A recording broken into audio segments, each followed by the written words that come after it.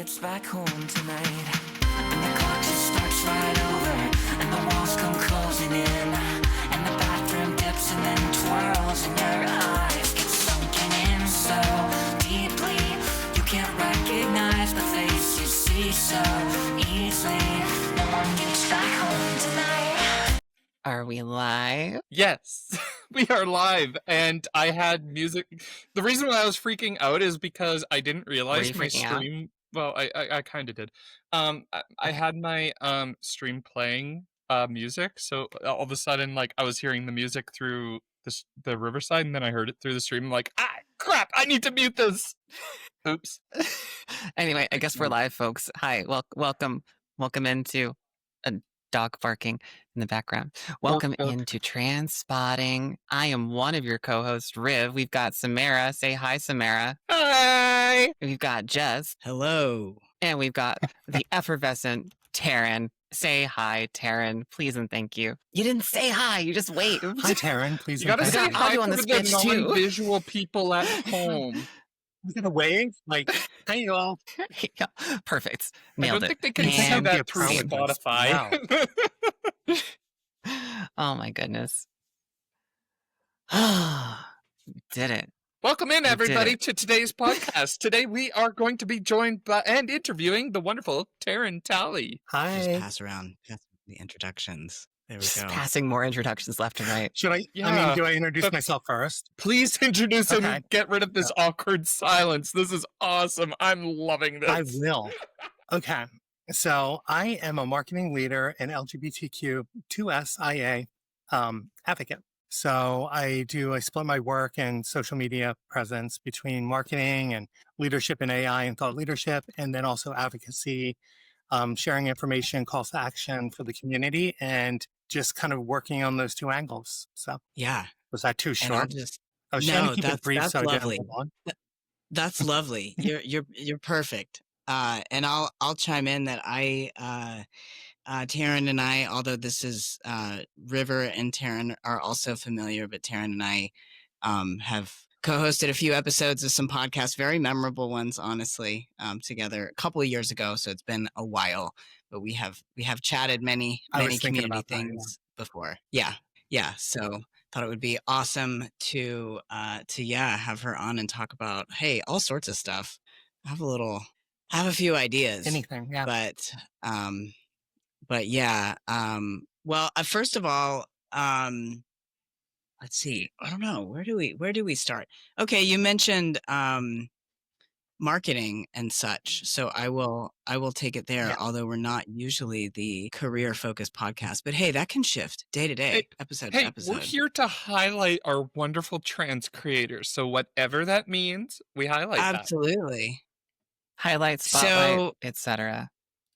That's right. So yeah, I know that like your expertise is in marketing, and you also use platforms for advocacy. And one of the things that I've always admired about you and your advocacy and the way you use your platforms is I feel like you really use platforms as a tool to build alliances and also like hold some space for conversation, but like not hold space for like not just trolling, but like just really kind of pointless.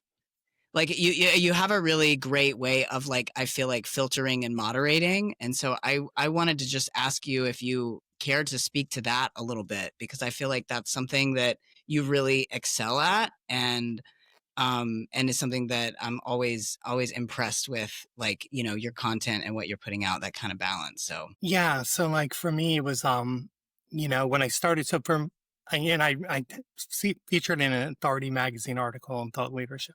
So like one of the first things I did, probably mid-level career, was work on a personal brand, right?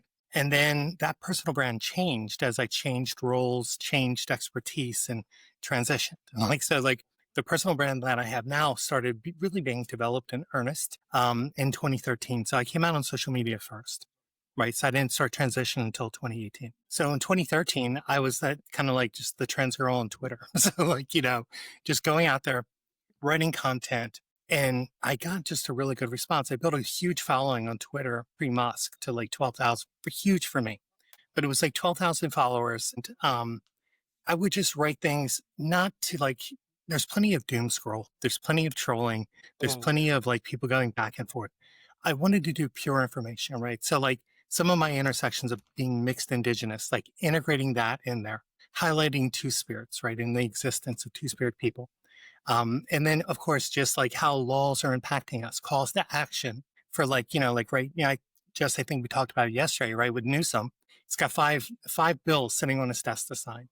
Those 5 bills could like probably save my life from the Trump administration by sealing my court records, by giving me a year of hormones, like all of that stuff. So that's how I started on that. And then I think it was about 2020, started a new LinkedIn from scratch, killed the other one in 2023. And I just started posting content where I never used to engage on LinkedIn. I started sharing those intersections, right, on LinkedIn and being very productive. Like I said, I try to keep it very respectful. And that's, I mean, you probably have seen me say that before, right? Like just all I want is just respect, right? So if you have nothing like productive to say or nothing that's not really hateful, like just don't say anything, right? Because I will block you. I will delete your comments. I had a turf drop in on a post I did last night. So I deleted the comment that got a DM from them. So I got a DM from them and they were like, why did you delete my comment? And why are you trying to destroy cis experiences? And I was like, let me go to your profile, block. That was my 5 a.m. activity. So, and then I did a post where I'm like, listen, I had somebody who went to the J.K. Rowling School of Transphobia drop in, and I'm just going to remind you, I don't owe you an explanation why I delete your shit and like, cut that out and I block you. I did have some repercussions a couple of weeks ago with a guy threatened to destroy my reputation because I did that. But so like for me, the advocacy work, he found my personal email and shot me a Gmail. And I was like, okay, just block, delete everything else.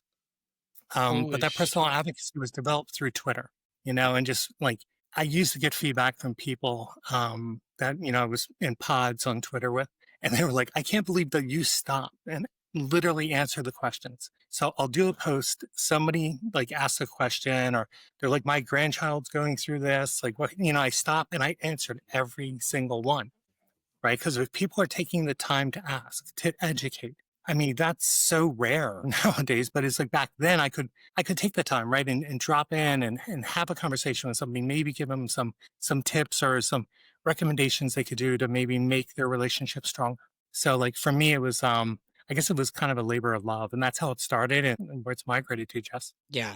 Well, and I feel like that, but no, I feel like a lot of accounts and it's just, I mean, it gets so easy to be sucked into it. I think with the way that algorithms work and how we're all programmed, that it's really easy to go the direction of either not responding to anyone about anything, as a content creator, because it takes a lot of energy, and time, or responding to everyone, including all the really negative stuff that's not going to be very productive, or even kind of just getting sucked into that unproductive stuff because it does, have a lot of sparks of, all the like brain chemicals and stuff happening, and you get a rush out of it and all of that. But like, yeah, I found that like, I've just always been impressed by your kind of way of being able to very quickly be like, this is not worth it, block and delete. And this, I will like, because we were even, we were talking yesterday, you were mentioning there's like, if just because somebody disagrees, that's not like a block and delete situation, but it's like, this is like, okay, maybe we can actually have a conversation around this. So like still having that avenue open where it's not, you're not totally in your own bubble, but at the same time, you're not opening yourself up to like just taking shit or anybody else, being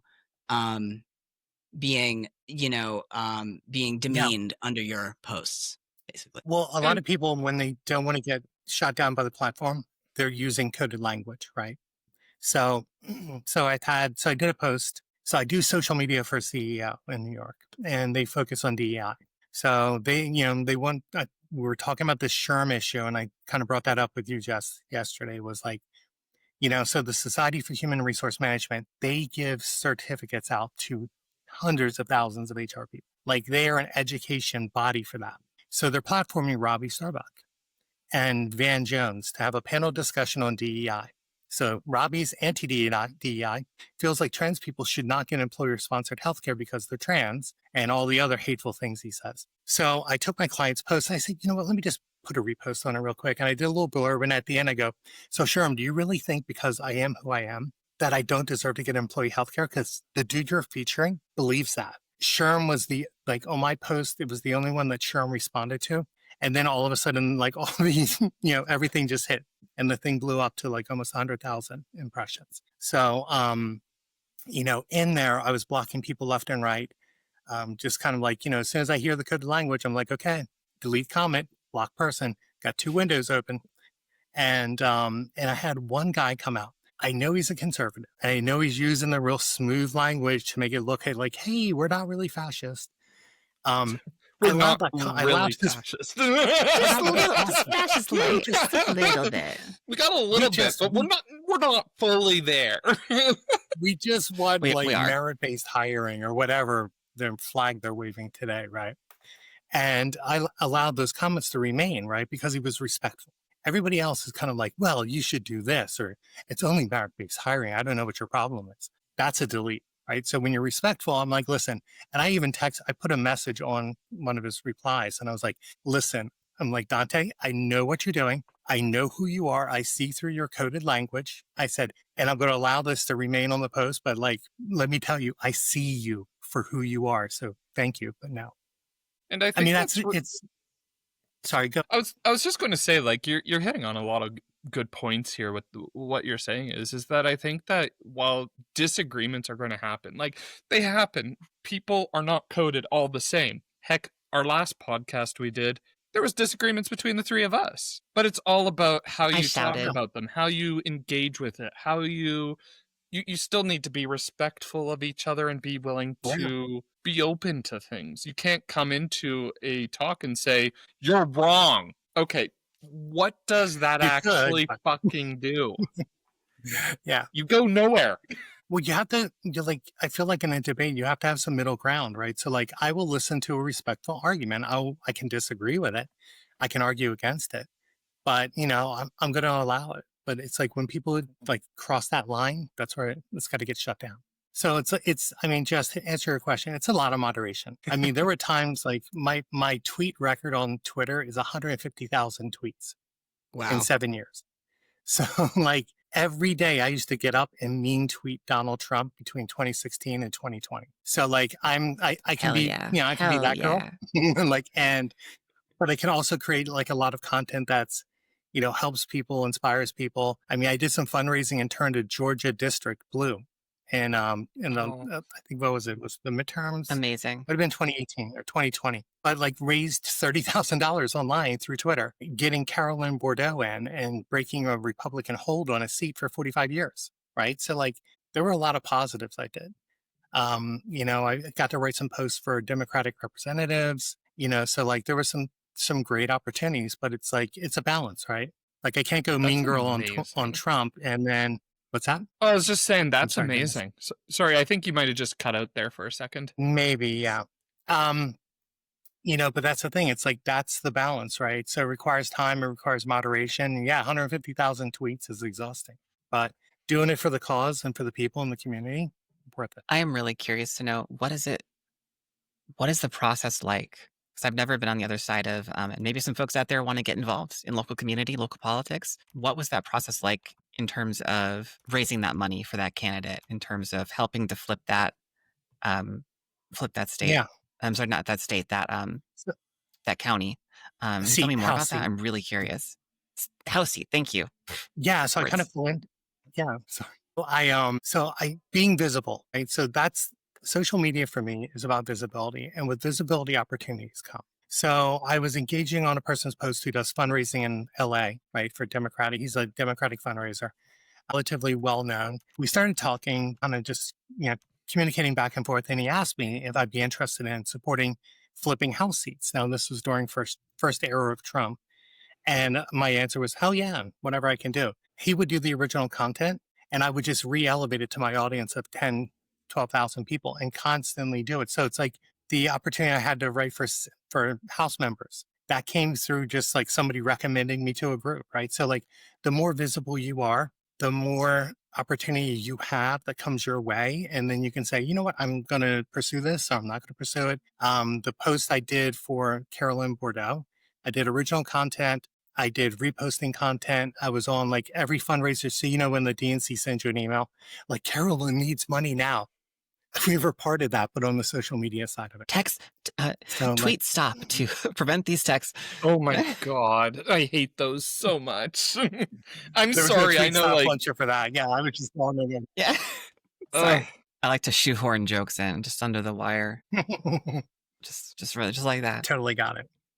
But yeah, so like all the things that we're doing, like this right here is PR and media, right? So this is something to elevate you all. It elevates me, right? Social media is the same way. So it's like, I think what is the marketing term on this? I think it's earned media, but it's media that we have, a platform that we have, that you all have, that you can build that visibility, right? Find those opportunities to serve the community, you know, and, you know, or just to raise money or to flip a seat or just make change, right? Like any positive change at this point is good change. Or like flipping tables these days, making me grumpy. Yeah, it kind of feels that way for sure. Yeah. Flip all the tables. Yeah, no, I think that's really cool. And I think that's really cool how you even like work with like politicians to help flipping seats. With that, like how, like you said that you were working in Florida, which is crazy for me because it's just like how anti DI pride, basically white supremacist it is down there. How did you find working in that like general populace, I would say? Okay, so when I was doing the work for Carolyn Bordeaux, she was running for a Georgia seat in the House of Representatives, so Or the sorry, federal Georgia. government. I was doing that from the Mid-Atlantic close to region, Florida. so I lived like south of Philadelphia, right? So like I do a lot of my stuff remotely. Like I can be anywhere, like a beach in Spain, and do my stuff. So like that's part of that digital economy of being able to be anywhere and be able to influence everything. Yeah, I mean, as for Florida, like my daughter is still in Florida. She was with the Navy. There's no way I could ever exist in the South at all. So, like for me, it's got to be a blue state or it's another country. Speaking of blue Yeah. state or other country, you had mentioned, you kind of touched on the California bills, but I thought, you know, I'm like a little bit familiar with those, but I thought it might be cool because I know that there is just so much news right now that I feel like it's really hard to keep up with this. And I think this is a great thing to highlight because, you know, as you already mentioned, there's a potential for this to really be a really great thing for trans folks. And we're so used to hearing about legislation and laws being so negative for us. Did you say it's 5 different bills that are currently, like, could you talk about that a little Yeah. bit? So 5 different mind bills keeping for the score? non-binary trans community. What's that? Okay. And I know one Yeah. of them is specifically like, one of them is about people being able to get HRT up to a year, like up to a year's worth of Right. HRT at one time, right? And I know there's another one that you had already kind of alluded to, that there's one where your name change records would be sealed, right? So like, for instance, I know mine, like I went through my name change recently and mine are not sealed. Like it's a matter of public record. It's pretty easy to look it up. And do you know do you remember what some of the other ones are? I just thought it might be cool to mention that for I think I folks got who are I interested. think I have 2 of the remaining 3, but like so one bill is making it like doing a fast track. So in California, when I did my change and went through that and got the name change, it took me about 2 months, right? It was like maybe 6 to 8 weeks, right, to get it done. They're fast tracking it now, so they're trying to pull it down and maybe cut that in half. So it's a lot quicker, so you're able to move on things faster. So as soon as I got mine, I was like passport, social security, driver's license, right? Like right after that. So you have the speed to getting the stuff done, which is essential. I thought one of the bigger ones that I remembered, and I know there's like a 5th one out there that I'll probably remember later. The next one is having people access your health information and your privacy information from outside the state of California, right? So like they're making it very difficult to where you would need like a warrant, like a court order or a warrant to try and get our information. So where like Texas, let's say, right? They're looking at taking and getting as much data on people as possible, which never ends well, especially in the 1930s.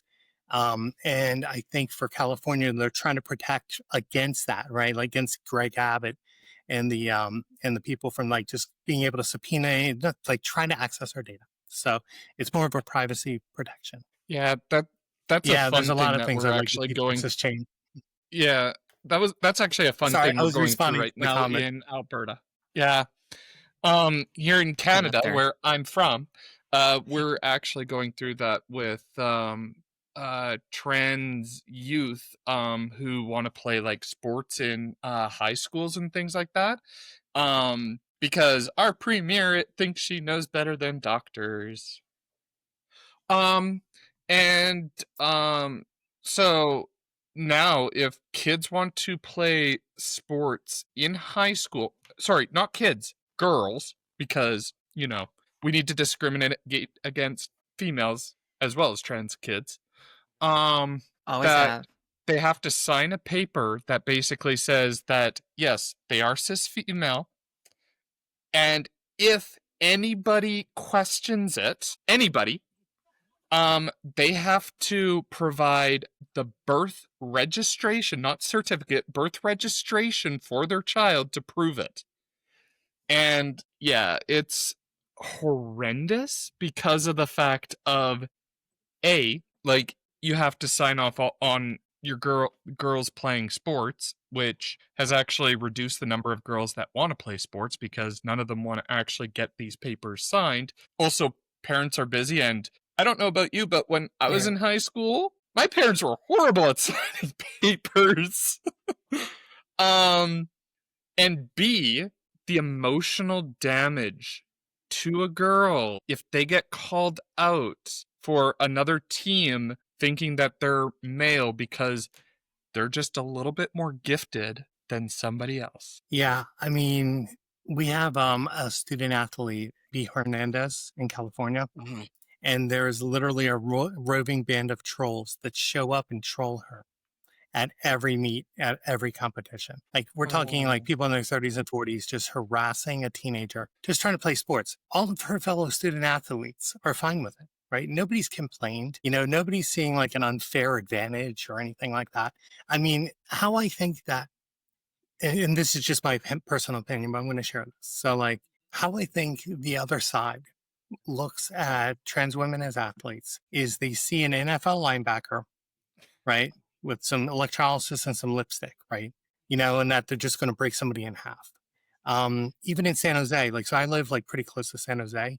San Jose State University, trans volleyball player, outed by her roommate, or like, you know, student athlete roommate, and co-captain or captain of the team, drugged through the media. I mean, I connected with her on LinkedIn and just sent her a note and said, listen, girl, we're all here with you. Like, you're not alone. So, like, I know you're getting a lot of hate right now, but hang in there. Like, we see you.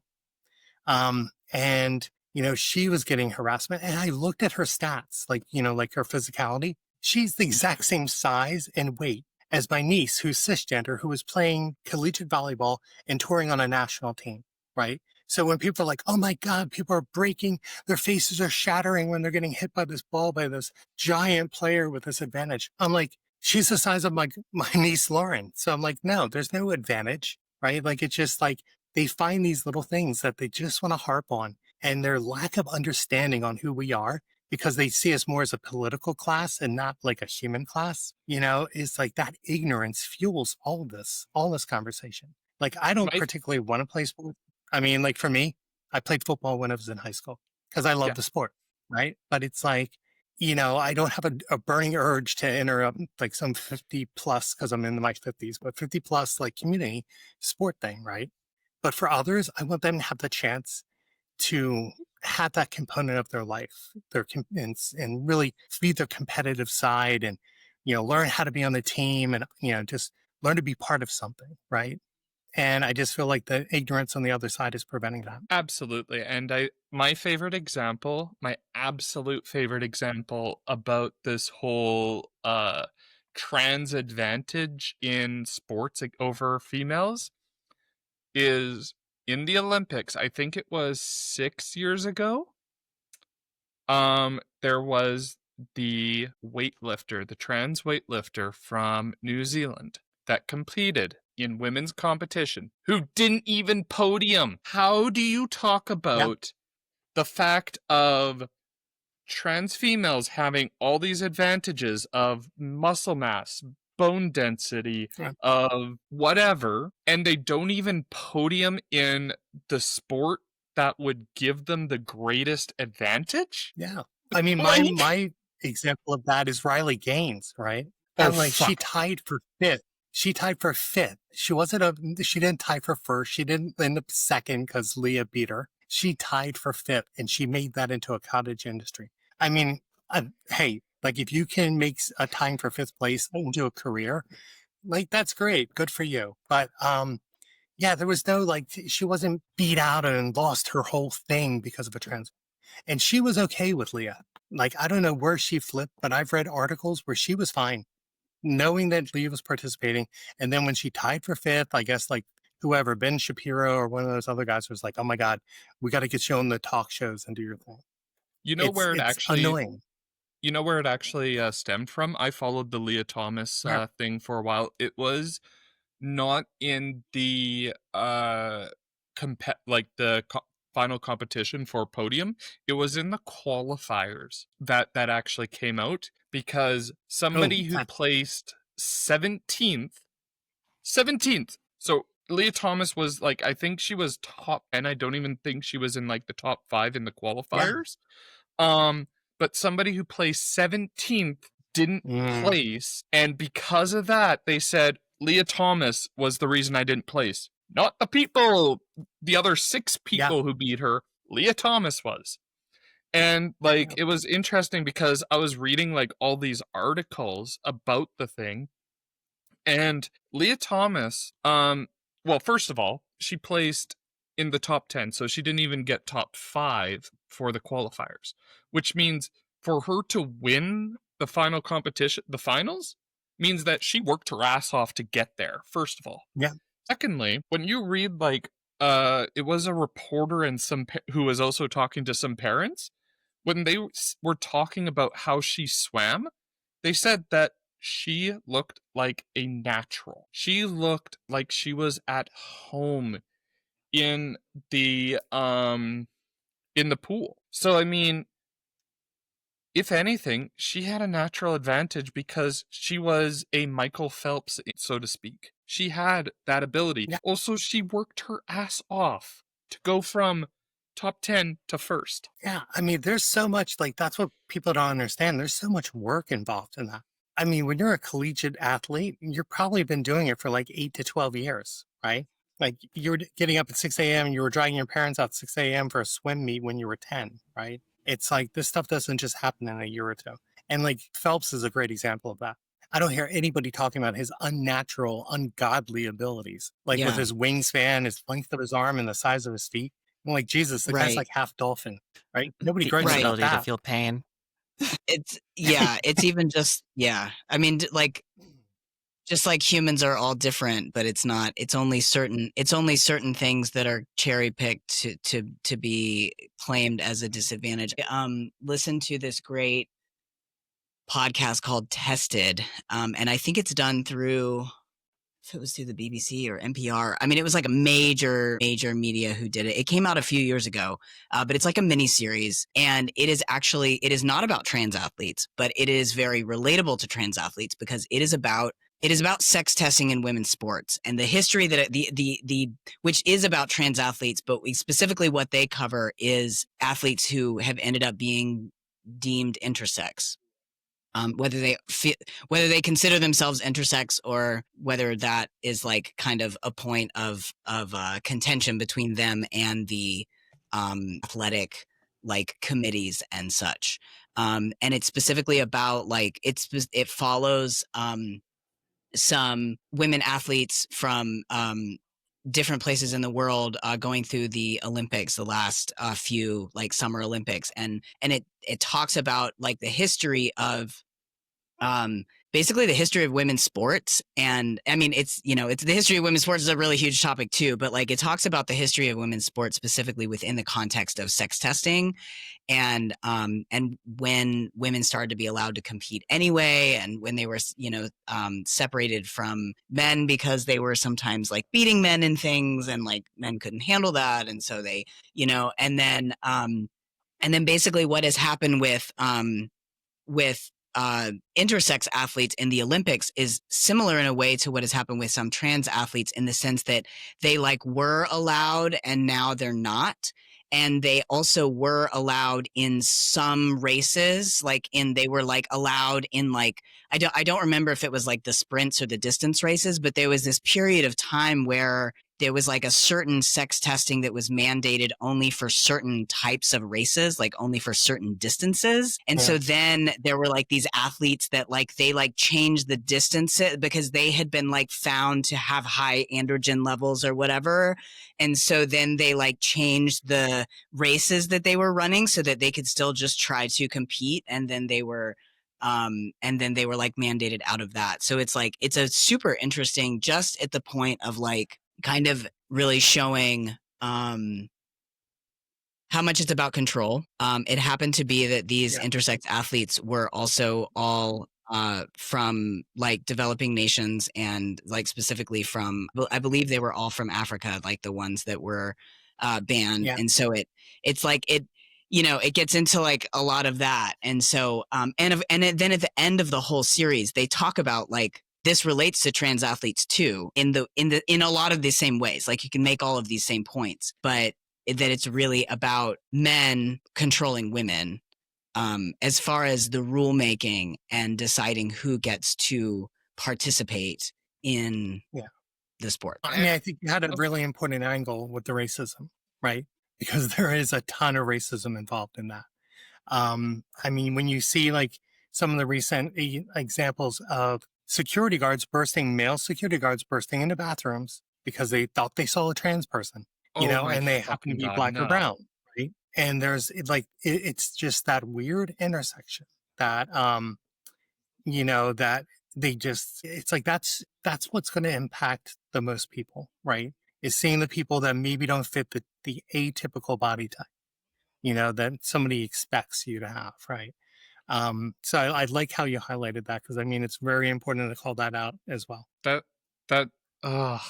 bothers me so much, because that reminds me even of the story of the what was it, a 16-year-old girl who was going through airport security, that they took a 16-year-old girl and strip searched her because they didn't believe that she was female. She was cis. And it's airports are horrible.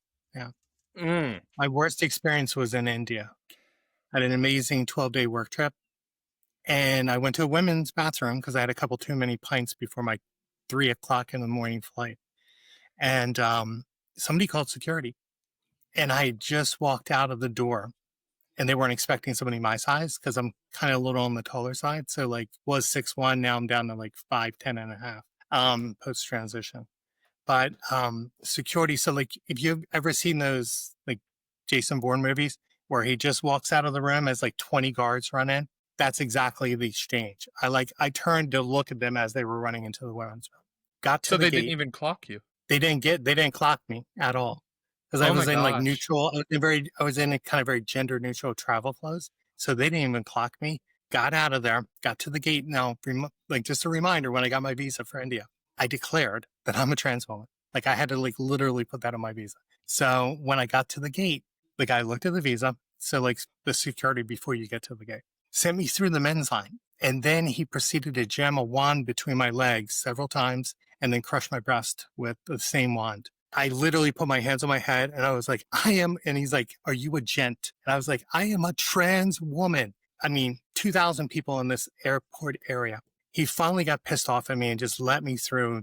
When he was done harassing me, I went to the gate and cried for about half an hour, right? And it's like, that's the kind of thing that when you don't have inclusive policies, that ends up happening to trans people and even non-trans people. But that was like, for me, I've never been so happy to make it to Germany in all my life. So like, it was a very stressful night. That's just so dehumanizing, and I'm so sorry that you had to actually go through that like that. I'm Like so I sorry that happened survived to it. you. Yeah, I mean, I survived it. It's all good, but it's like I've never felt fear like that in my life. That was probably the scariest time I felt. I mean, Yeah. just the amount of scrutiny on you just to alone, Yeah. even without the And I threat didn't of speak the potential. language, right? Yeah. Yeah, I'm so sorry. Thanks for sharing, But though. like I appreciate that's it. what's at risk, right? Like that kind of Yeah. thing. Like the story about the 16-year-old going through it, right?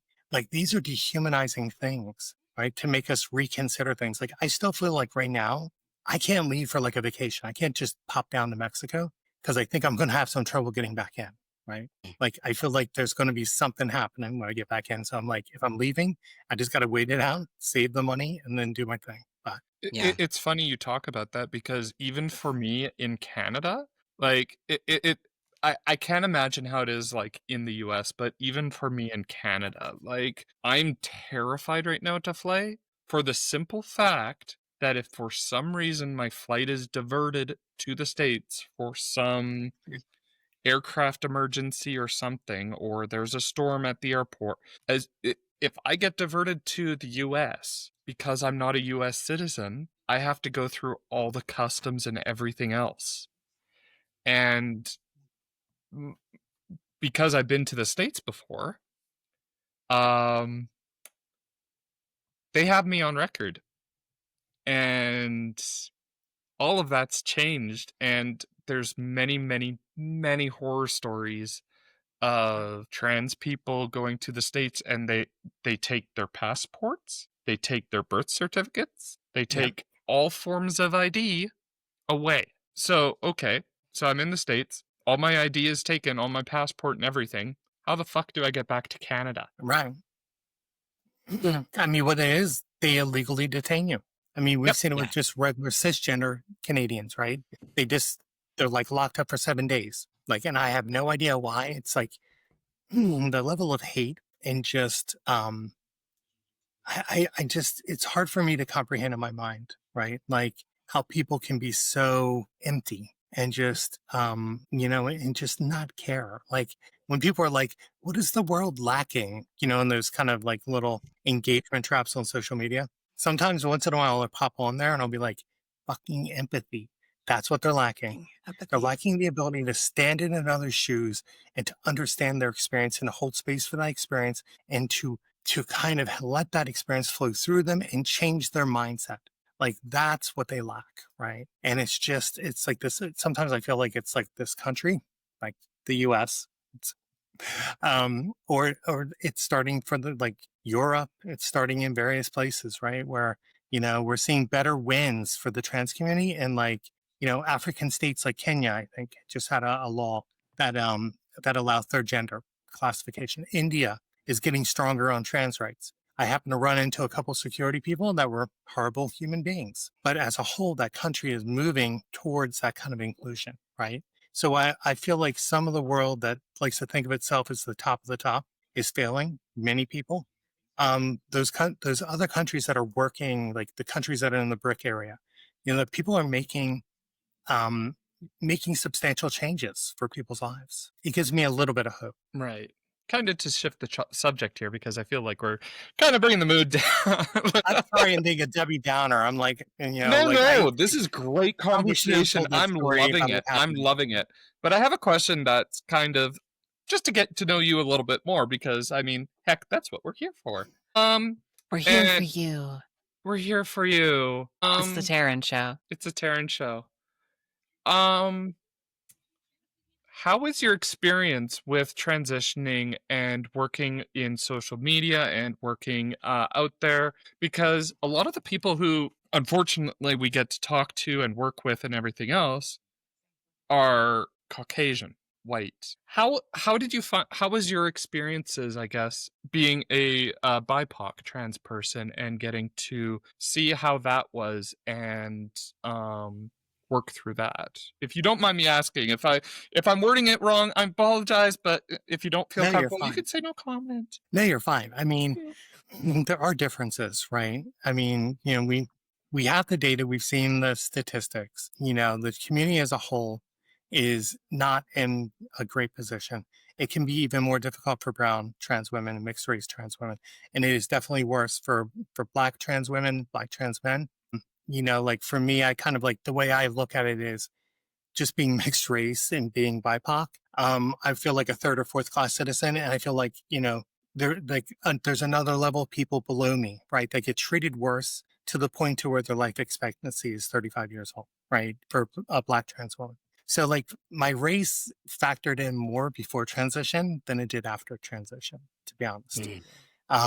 You know, cause like when you're just a little brown kid, you know, things happen that are like not great. And then when you're the little femme brown trans kid, that's where like shit got really bad. But as an adult, it's been better. For me, like I said, I came out in 2013 on social media, right? So like I felt that was my safe space. It also allowed me, so Riv, Zara, I know you'll probably kind of relate with this, but it helped me refine my makeup look, right? So like, yeah, going on social media and like getting feedback from people and stuff like that, like it helped me pull myself together because I wasn't trained in any of this, right? Like I kind of like, you know, like you transition, but those are the small things that people like, I don't know if they really think of at the time, but it's like, I remember when I first started doing makeup, it was bad enough to where I could be like a member of the band The Cure, right? So like, it was It's just easy to the overdo heavy, it. Thinks yeah, everyone the heavy think bit of smaller you than know, you're actually thinking. If you're new to makeup, please start small. yeah, exactly. And like Please. for me, it I'm was kidding. like, Do whatever makes you happy, but also, but it was like, you know, bronzers and foundation and stuff like that. I'm not yeah. wearing shit, but it's like all of that stuff, right? So like coming out and doing that really helped. But I think for me in the business world, one of my clients that I have now, the guy actually says to me that he says but this is how he is. He's very inclusive. And he said to me, he goes, I don't know why people just are just beating down on trans people. He goes like, I feel like I didn't hire you because you were trans, but that was like the X factor for me, for you. And I was like, okay, like how so? And he said, the introspection that you had to do for yourself to walk that journey. I was like, if she can do that for like half of the work we have, like you're going to be amazing. Right. So like he saw that as a plus, right? Which is a very inspired way. Like he always says, like, I don't want to weigh in on your post or anything because I don't want to say the wrong thing. And like he's very aware, right? And like, you know, I've had good experiences like that. I've had experiences where I got targeted by people, right? That pretty much drove me out of a company. So it's like you get a mixed bag. So like for me, I just keep doing me, you know, keep like rolling on and just trying to survive, right?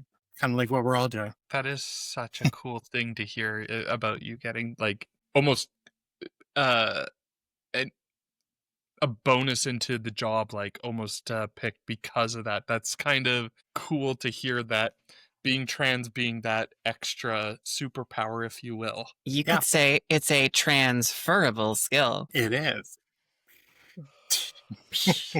You're welcome, Need a sound Samara. effect for Jess is that. like, oh my God. It's like We this need a is sound. we're We going need off a the punny rails. sound effect. You're so punny. Wait, Brie Moonfire But said, yeah, I mean, yes! it's Recover. You got this. I believe in you. I know I induced it. I apologize. You do induce so much pain onto me. Thank you for acknowledging You're it. welcome. You're welcome. bring in the pain, Riv. Bring in the pain. That's But what yeah, Faye I mean, does to it me. is really nice that it's nice to get some acknowledgement, right? Because I feel like that's part of the thing I admire about our community, you know, gender nonconforming, trans, non-binary, is that all of our journeys are different. Like four of us here on this call, right? And I can guarantee each one of us had a different journey, right? No, all the same. But what's that? Nope, We all started the as same. babies. Was it all the same? All the same. But it's like, Exactly cookie cutter, you know? but that's the thing, right? It's the strength. It's like the things that come out in us. It's the vulnerability, the authenticity when we step into the world as us, right? Like there's just the feelings, the emotions, like all of that is just so powerful. And I am forever in all of our communities, right? Because it's like, no matter how we got here, we're here now, you know, and we've survived and we've kind of done what we had to do. And we stepped in this radical authenticity and freedom and liberty that most humans don't experience, right? And can't. So like that's just amazing for us. So I kind of feel like in a way, you know, X Factor, but like I'm cool with being an X-Men or like Deadpool's parlance. X person. X So, person. like, I mean, I just feel like it gives us that edge. X Factor. I'm gonna be thinking about X-Men all day now. I'm okay with it. Yeah, me too. Yeah. I want to see like a trans X person, like for sure. I think there feel like is there might a be one. Marvel trans person. I'd have to look it up, but if I start looking it up, I have to mute my mic because Riv doesn't like my keyboard. Clickety clack. Two clickety clacks. I don't like your keyboard, and also the editing does not like your keyboard, honey. I don't care about the editing. Clickety clackety. My name's Samara. Clickety clackety. That's Oh, exactly like what I that write here. here. Clickety clackety the entire time. You know, that's exactly it.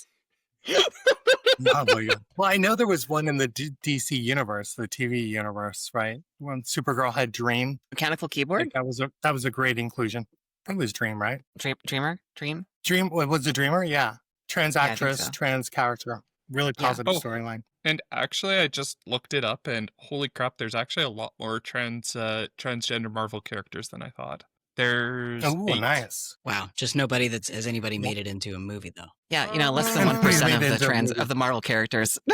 I mean, okay, here's Okay, the so thing, is Lucky- that you could argue Spider-Gwen from the animated Spider-Man, the Spider-Verse, because of the fact that people are drawing a lot of the things that we're seeing, the colors used and everything else in the Spider-Gwen highlights and Transcoded. everything. And I mean, even the studio producers haven't said anything about it. Like they're not confirming or denying it. They're just saying, you do you. And I think one of the coolest things about that is when producers, executives, whatever, actually do that. Because, like, for example, there was a very famous interview that Mark Hamill did where he was talking to somebody. I forget where it was, what it was, but he was talking about how somebody came up to him and is like, "Is Luke Skywalker gay?" And his response was basically, "If it makes you feel better to have Luke Skywalker gay, then he's gay." But I'm not saying he is or that he isn't, because it's up to your interpretation. And if you need that to help, I'm totally paraphrasing it, by the way, because this isn't exactly what he said. I'll try and find it during the break. But it's like that idea of, if you need this to help you move forward and he is a hero of yours, then that's what he is. That's it. It's not him going, well, I appreciate that, but no, he's straight, which in the Legends lore, he is straight because he marries Mara Jade, but that's lore for another time. But that's the coolest thing, when media can actually do that. And even like I'm going on a tangent here and bunny trail, and I don't really care because this is what I do. Even Pokemon has come out because somebody was asked Pokemon about, do you have a would you ever do a non-binary Pokemon? And Pokemon has actually come out and said, well, actually, and they've kind of gone into it and talked about it that way. And it's really cool. And fun fact, there is actually a transgender Pokemon because here we go. I think it's Azurill. If you have a female Azurill, and once it evolves, it can turn male. Awesome. I did not know that. Yeah. Well, I was talking to an LA producer, and they were doing the video work for one of my events in Utah. And we were talking about just being trans in Utah and stuff. And it's kind of somewhat awkward and off-putting.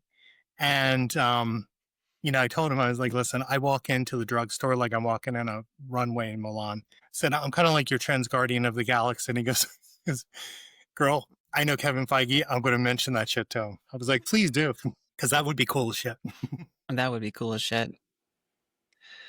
Oh, can replace the main guy, please, someone. Yeah, I mean, definitely. Well, I mean, isn't like Chris Pratt. Valkyrie? Chris Pratt's like not doing great. Maybe less. I thought What's that? Chris Pratt was actually like an ally. No, not anymore. No. He's getting a little too much into the Lord. No, he fell Yeah, off. he's a born again Christian. and born again Christian, Yeah. and he likes to attend and promote